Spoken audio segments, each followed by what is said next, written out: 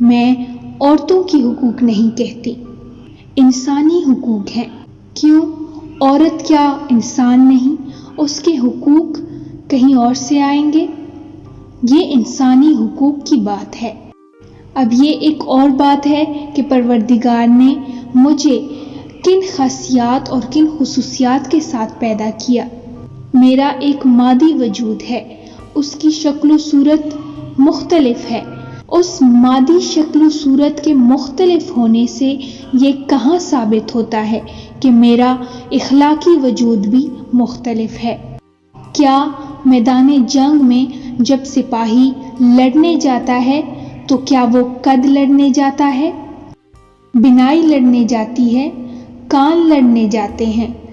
یا حوصلہ، ہمت، ارادہ جاتا ہے؟ اگر یہ سب جاتا ہے تو وہ عورت کے پاس